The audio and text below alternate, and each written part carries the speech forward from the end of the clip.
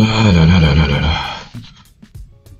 Ok, je suis à ma deuxième écoute de l'album de Oxmo. Je vais faire encore une troisième écoute. De qui? Oxmo Puccino. J'écoute ça depuis le matin. Je suis à ma deuxième écoute de son dernier album. Je crois que t'as dit Pop Smoke. Wow. Un jour, je vais essayer de suivre Pop Smoke. C'est quand même l'un des rappeurs les plus influents de ces 10 dernières années. Hein. Papa. Ouais, mais Si bon, voilà. moi, je pense que Pop Smoke, c'est. Il aurait été un bon 50 Cent. Il aurait été un bon 50 Cent. Ouais, mais c'est basique. C'est basique. Juicy WRLD aurait été Kid Cudi. Et XXXTentacion aurait été. Je sais pas. Il aurait été soit. Le Kurt Cobain de cette époque. Kurt Cobain, Tupac avec un mélange de Kendrick parce que son rap était. Bon, il n'aimait pas Tupac. Hein. C'est plus un gars de Biggie. Ah oui, il a dit ça? Il disait qu'il était meilleur que Tupac. Ah oui, oui, oui. Non, c'est. Tupac.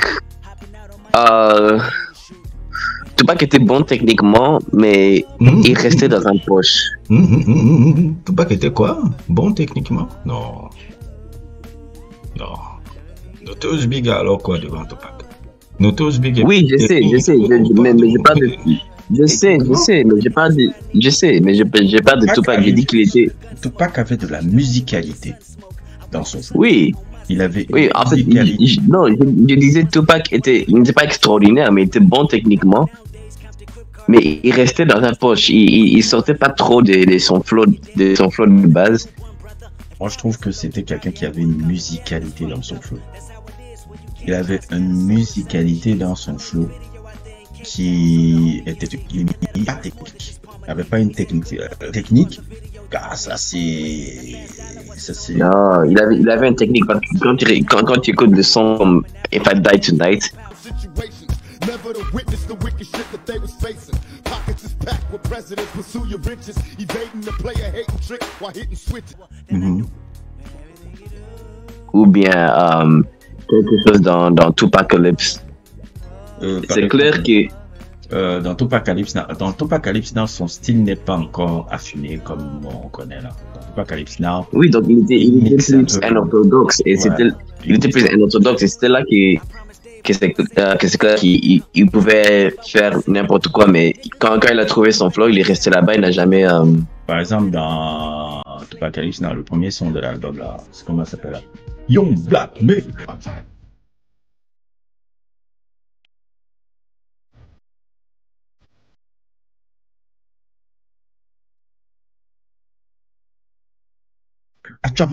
Là, il essayait de faire le diggy rap de New York là.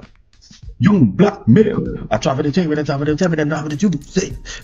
Il a jamais pu rapper comme ça dans le rap diggy. Ouais, la première fois que j'étais à un petit fête et ils ont joué ce son là, j'ai dit since when does Tupac rap like this? This is old Tupac. I'm like, bro, this is better than everything I've heard. Cause bro, le Tupac que tout le monde joue, c'est toujours le même flow. C'est pourquoi je n'écoute pas Tupac. J'ai dit, mais j'ai pas l'incentive d'écouter Tupac parce que c'est toujours le même flow et je n'aime pas ce flow là. Mais je te disais, le début là, il faisait son Young Black Man. I try to get it, so the dude step. J'ai dit, wow, il rappelle comme ça au début.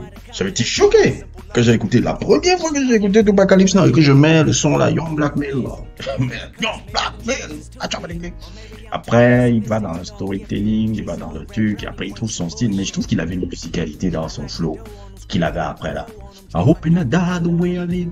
Même quand il fait, bon, c'est pas son album le plus ouf, on va se l'avouer, mais même dans All Eyes on Me, la musicalité qu'il a sur les tubes là, il a une musicalité sur son flow.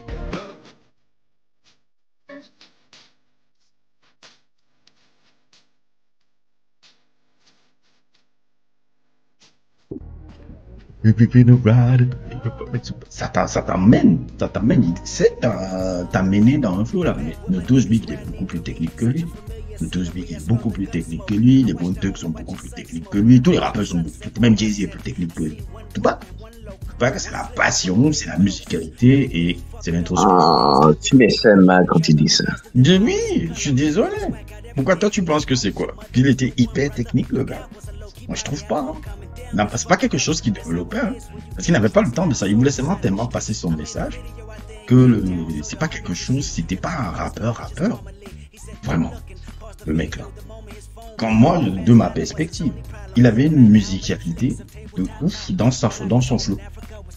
Son flow est musical. Quand j'écoute Acapella, je dis mais c'est musicalement intéressant. Quand tu écoutes Biggie en Acapella ou quand tu écoutes Nas Acapella, il n'y a pas de, en tout cas pour moi, ça n'y a pas une musicalité de trucs, mais il y a une technicité dans la complexité des rimes, dans la manière dont il cadence les rythmes, et la complexité est géniale.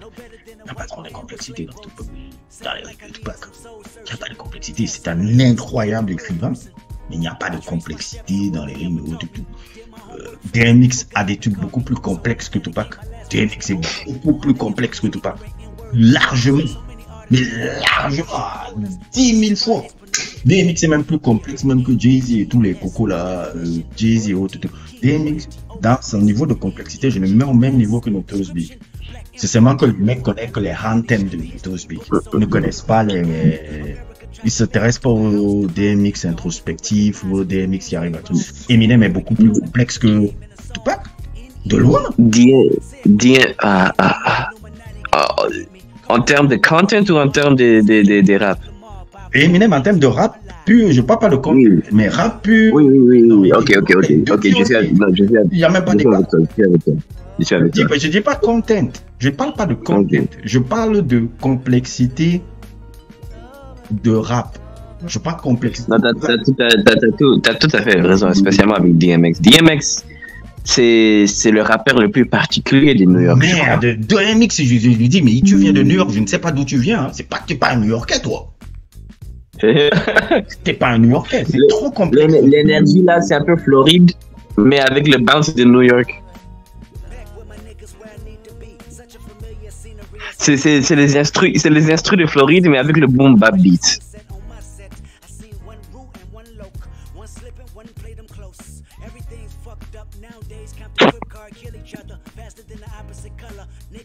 Ah, des trucs comme ça là.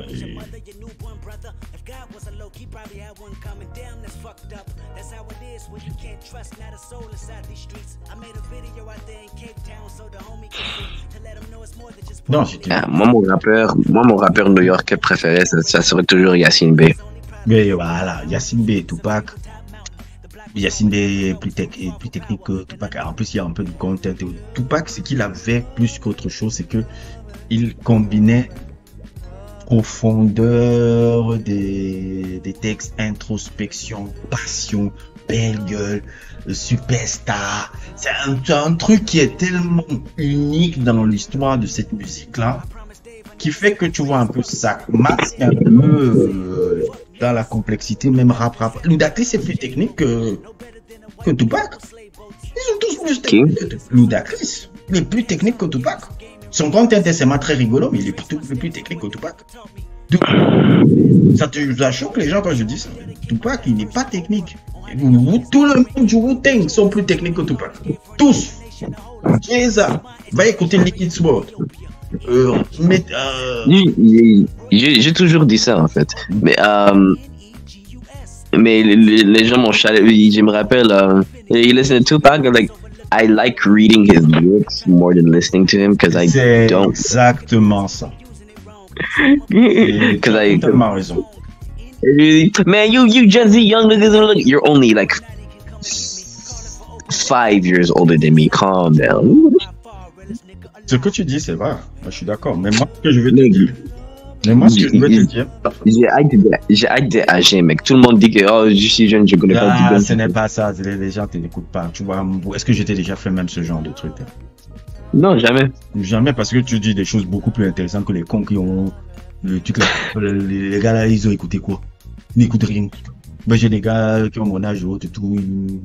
Ils écoutent que de la merde et autres et tout, c'est avec toi, qui est largement plus jeune que moi, qui vous écoutez, des choses. Mec, la fierté d'être né dans les années 90. J'ai une maladie, en fait. C'est une maladie. C'est une maladie. Une maladie débile. Moi, je ne suis pas sur le qui est l'aîné ou pas. Moi, je suis sur celui qui a l'information. Moi, je n'ai pas le temps de savoir qui est né ou autre. C'est pas parce que tu as plus d'âge que quelqu'un que you have more wisdom. Ça ne veut rien dire ça. Moi, ce que je cherche chez quelqu'un, c'est qui a l'information. Si l'information même est l'enfant de 10 ans, je vais écouter l'enfant de 10 ans. Si l'enfant de 10 ans a une information que je n'ai pas, je vais écouter l'enfant de 10 ans. Je ne vais pas dire je suis au truc là-bas. J'ai dit, hein, globalement, largement, beaucoup de gens, je n'ai pas d'ego. Je pense que toi, tu l'as remarqué, ça. Ouais. Je n'ai vraiment pas le sale ego, là. Moi, je veux savoir. Moi, je suis toujours à la quête du savoir. Quand quelqu'un me pose une question, me dit quelque chose, je dis, ça, je ne connaissais pas. Ça, je ne connaissais pas. Ça, je ne connaissais pas. Il est plus jeune que moi. Ah ouais, c'est... Par exemple, en ce moment-là, Adomoulag, le jeune qui agit là, moi, c'est lui qui m'apprend les montages, la caméra, les trucs qui sont largement plus jeunes que moi. Moi, je connais pas. Ouais. C'est ça, c'est lui qui m'apprend. Non, il y a le truc là-bas, tu vois, dans le montage. Et eux qui m'apprennent, et je m'assois et j'écoute. Parce qu'il connaît mieux que moi. C'est pas une question d'âge, c'est une question de connaissance. Qui quelqu'un connaît mieux que toi, tu fais ta gueule, tu l'écoutes. Ouais. Il n'y a pas des histoires d'âge là et autres et tout. Moi, je n'ai pas le temps de ça. C'est qui a l'information. Ah, il a l'information, moi, je vais l'écouter. Je vais l'écouter. C'est comme ça que moi, j'arrive toujours à me redynamiser avec les générations. Hein. C'est parce que je ne reste pas de toute la... Si j'étais je serais un vieux crouton depuis. Hein. Ouais. Je serais un très vieux crouton depuis, mais je ne suis pas parce que je redynamise et autres et tout là. Il y a même un mec là que j'aime beaucoup là. Bon. Ce n'est pas forcément le truc, c'est un gars, la DJ Eduardo. C'est un gars qui a la cinquantaine, qui a accompli dans la vie. Mais le DJ là, il est toujours avec les jeunes. Toujours, il va ce truc et autre.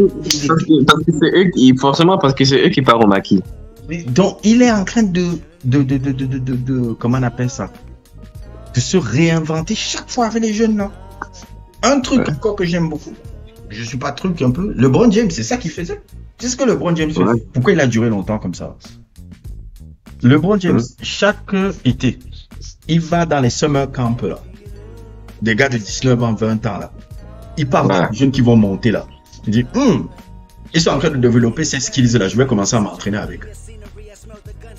Ouais. Tu vois, il va s'entraîner avec les plus jeunes là, les trucs qui te disent, ça c'est les jeunes qui montent. Hein. Ah ok, dans la ticket. Ah ouais. Même quand Victor Wembanyama venait dans le truc, il était là avec Anthony Davis, il venait voir. Bon, comment on peut s'entraîner là ensemble? Tom Cruise, pourquoi il perdu depuis des années comme ça? Le baptême de scientologie. Baptême de scientologie si tu veux, mais il est tout le temps de ce truc. Il s'est approché pour faire maintenant la promotion de ses films. Il s'est approché de qui? De tous les réacteurs, les gars de réaction de vidéos de YouTube. Il parle avec eux, il fait des trucs, il les invite à sa première. Il va des trucs, il dit j'aime beaucoup ta chaîne YouTube là, et trucs et tout. Il va avec les jeunes générations. Mais tu vas faire comment? Tu vas rester dans ton coin? Ouais, bon, les vieux là, j'ai la connaissance, je suis là. Non, mais tu vas t'en foutre, frère. C'est pour cela l'album Missionary de Dr. Dre et Snoop Dogg n'a pas marché. Mais ça n'a pas marché parce que c'est des vieux cons. Le feature c'était 50 Cent, Eminem. je dis pas qu'ils doivent faire forcément de la trappe. Ce n'est pas ça. Non. Mais ils étaient dans une logique de faire exactement la même chose qu'ils ont fait là.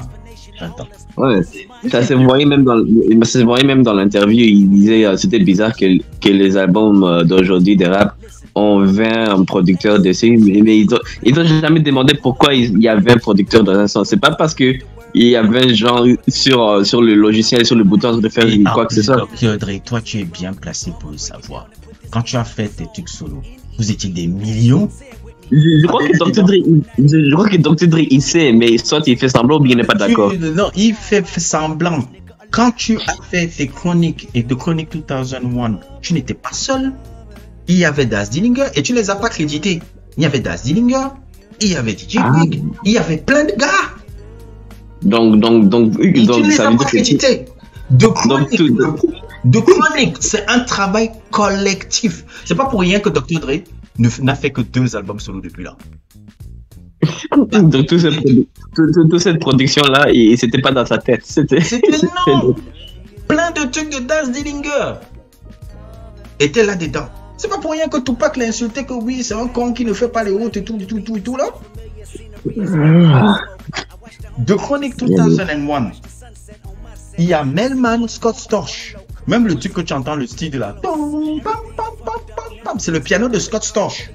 C'est même pas le piano de Dr. Dre. Mais Dr. Dre, il a joué ça au Super Bowl. C'est la production de Scott Storch. C'est un putain de merde. Et toutes les choses qu'il a fait avec Eminem. Avec Eminem, alors c'était un peu lui tout seul. Mais il y avait aussi Eminem, il y avait aussi un peu Mr. Porter aussi, parfois. Okay, mais là, c'est quand même Dr. Dre quand même prédominant. Mais la grande majorité des trucs de Dr. Dre, ses albums solo, puis il y a plusieurs gars, même en termes d'idées, des trucs, l'autre te donne, bon, il y a une rime là. De Chronic 2001, de Chronic, hein, le premier, c'est Death Row. De Chronic, c'est pas Dr. Dre de Chronic. Oui, Dr. Dre dirige les mecs, mais c'est Death Row. C'est Lady Page, c'est Snoop Dogg, c'est clair. Quand tu veux faire un album blockbuster comme ça, comme The Chronic, mais c'est clair pour la raison pour laquelle GNX avait 6 gars sur le bouton en même temps, chaque son.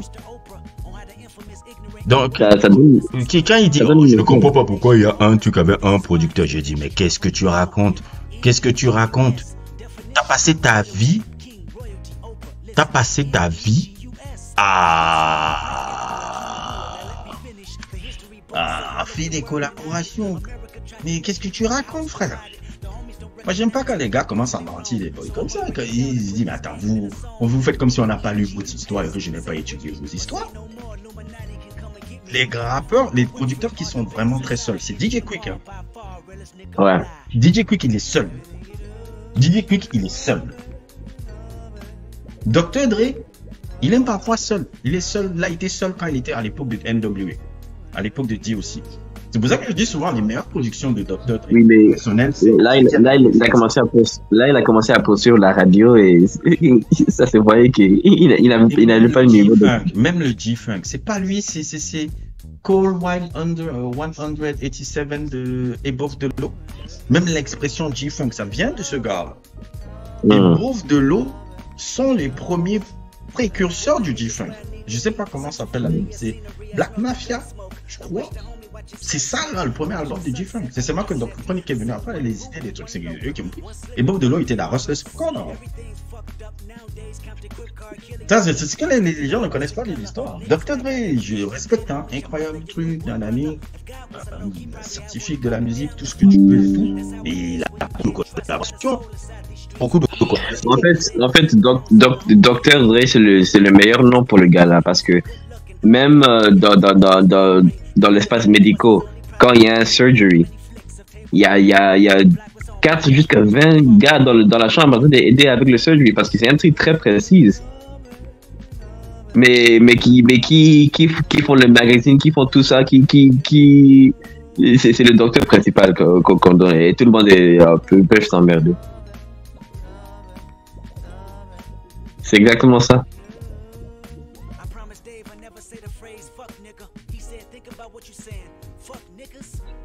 Exactement. Non, mais c'est n'importe quoi. Si vous racontez Dr. Dre. Non, mais arrêtez les gars. Arrêtez. Dr. Dre, c'est un smoke and mirrors. Non, je dirais pas ça. Je dirais jamais smoke and mirrors. Mais tu as quand même profité de 2-3 gars. Tu as profité de 3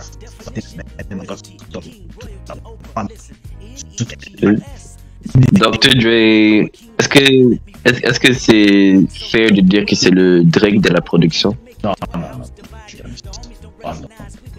Anti Jones. Il a fait Chris Bozo, il a mais c'est pas abusé. Parfois, il y a des trucs, c'était un Ziniga qui avait fait, il a mis son nom, il a fait un peu certaines... Mais non, le génie de ce mec n'est pas usurpé. Pas du tout.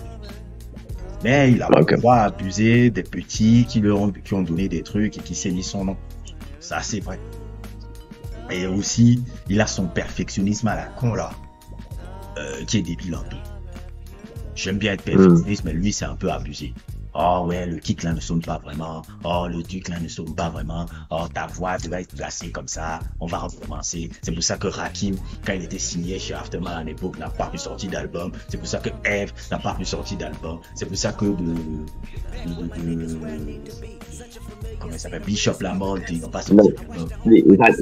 Rakim n'a pas, il n'a jamais même enregistré un vocal avec Dr. Dre. Il a juste écouté le strip et il a quitté. Parce que Dr. Dre il voulait faire des slaps et Rakim il voulait faire des storytelling. Et il a vu qu'ils vont pas s'entendre, donc il a juste quitté. Mais c'est celui que je kiffe beaucoup. Celui que je kiffe beaucoup,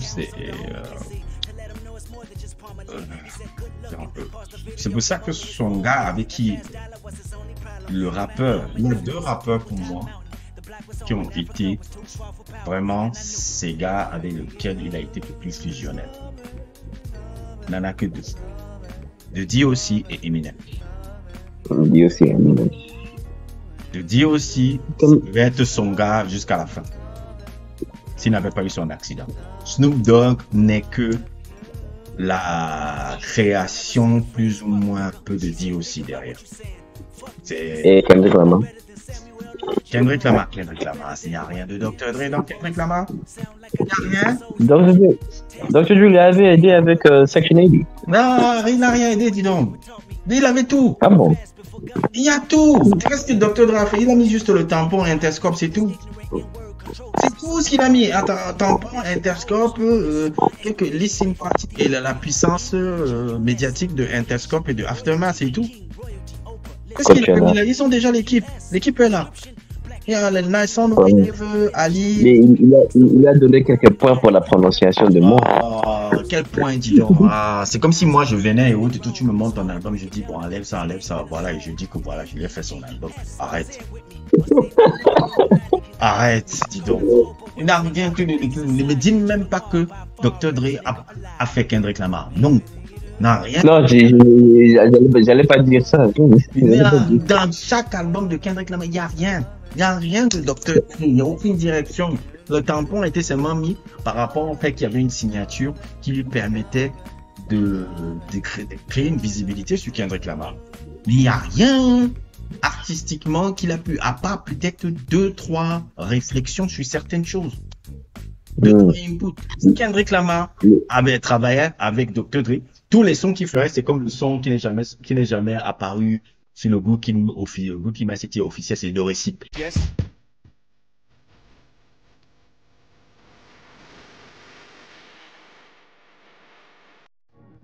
The Recipe, yeah. Oui, c'était ça que Kendrick Lamar ou le Black Boy, c'était aussi lui. Black Boy Fly. Oui, Black Boy Fly là, il parle. C'est vrai que l'instru là de Black Boy Fly c'est oubliable.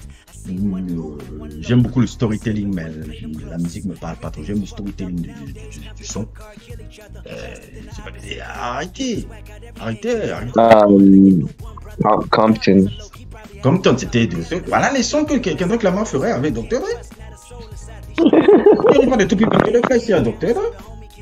Est-ce que Dr. Dre avait fait le deuxième instru de Mad City quand c'est le verset de MC8?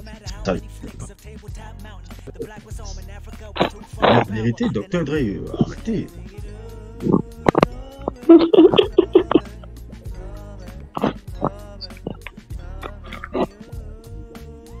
Arrêtez avec le bullshit, Dr. Dre. Je suis désolé. Il faut arrêter un peu de prendre le gars. Beaucoup de gens ont essayé d'échanger l'histoire de Kendrick pour leur bénéfice. Ouais, Dr. Dre a découvert quoi, frère? Dr. Dre, sa création, c'est Snoop, Eminem. Et Eminem. DLC. Non, de D.O.C. De D.O.C. était derrière de D.O.C. Eux, c'était la fusion vraiment de D.O.C. Dr. Dre. Snoop Dogg, Okay. c'est la création de Dr. Dre et de D.O.C. C'est un peu le gars qui continue le truc que de D.O.C. devait faire avec Dr. Dre. Et c'est de D.O.C. qui coachait Snoop Dogg. Dans les rimes, dans les trucs, dans la structure, des trucs. Et Dr. Dre, quand il a vu Eminem, ça lui a rappelé la sensation qu'il avait de D.O.C. C'est pour ça que lui, de D.O.C. et Eminem sont les deux plus grands génies de hip-hop qu'il a jamais eu. C'est pas Snoop Dogg qu'il voit comme un génie. Les deux plus grands génies du hip-hop qu'il a eu dans sa tête, c'est de D.O.C. et surtout Eminem. Lui, Eminem même le plus rappeur de l'état. C'est clair parce que quand Snoop Dogg a arrêté avec Dr. Dre et puis il allait chez Pharrell Williams, le magie n'était plus vraiment là. Hein. Snoop Dogg, pour moi, il a fait juste un album. Hein. Doggy Style. Après, le reste, c'est que du réchauffé et plus ou moins un peu. Non, mais c'est vrai. À part Doggy Style, il n'y a plus rien. Hein. Tout le reste là, c'était pas des mauvais albums d'Adoptfather, de Last, je crois que c'était de Last Me, je sais pas quoi. Là où il y a. Mais c'est très oubliable. Il a 23 albums. Le dernier album de Snoop Dogg que j'ai écouté, j'ai dit yes, cet album-là est magnifique, c'est Ego Tripping. C'est après Doggy Style? Oui, Ego Tripping, c'est 2008. Pour moi, c'est la version mature vraiment. Ego Tripping, c'est ce que tu penses que Missionary aurait été. Ah, ok. Et c'est avec Dr. Dre? Oui, avec Dr. Dre. Et pour moi, il y a même le meilleur son que Snoop Dogg n'est. Non, c'est pas avec Dr. Dre. Il travaille pas avec Dr. Dre. Il travaille avec DJ Quick. Il travaille avec beaucoup d'autres producteurs. Je crois qu'il travaille aussi avec Soulfly. Mais 2008, c'est quand même récent.